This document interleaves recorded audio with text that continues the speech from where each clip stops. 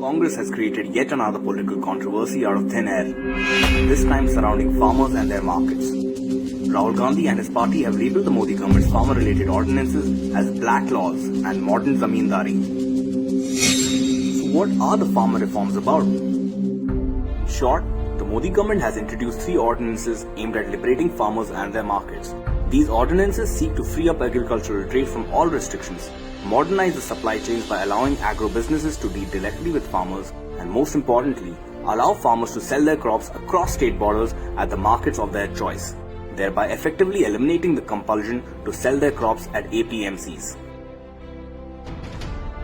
Earlier, farmers were compelled to sell their crops at notified wholesale markets known as Agricultural Produce Marketing Committees or APMCs, known popularly as Sabzi Mandis. These APMCs require farmers to sell only to licensed middlemen in these notified markets, usually in the same area where the farmers reside, rather than in open markets where they can negotiate and get a higher price for their crops.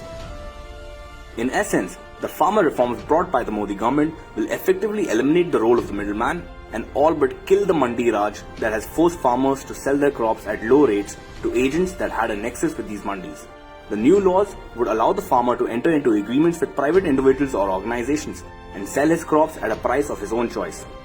It is worth pointing out that APMCs will not be scrapped and farmers will still have the choice to availing the minimum support price set by the government at these mandis if they fail to find a suitable buyer elsewhere.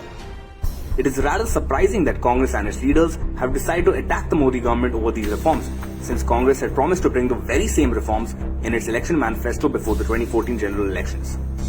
So why is the Congress party opposing the farmer reforms? The fact that Congress is aggressively opposing a reform that it had itself promised prior to the 2014 elections points to a sinister agenda to fearmonger farmers against the Modi government.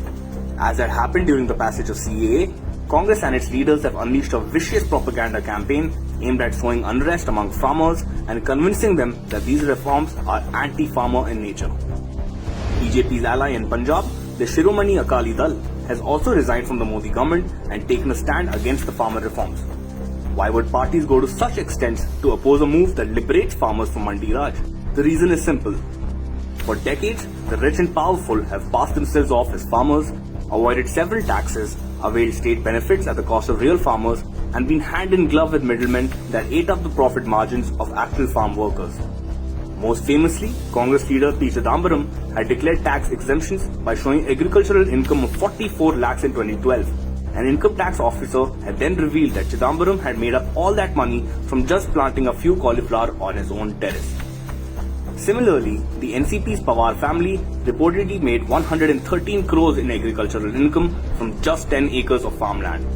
Showing agricultural income has been one of the oldest tricks in the book to pass off illegal and black money. With these ordinances, the Modi government has effectively liberated farmers from decades of Mandi Raj, eliminated the middleman from the process, empowered farmers to set their own prices, and brought some much needed competition to India's agricultural sector. These ordinances may perhaps be the most important reforms brought by the Modi government since 2014.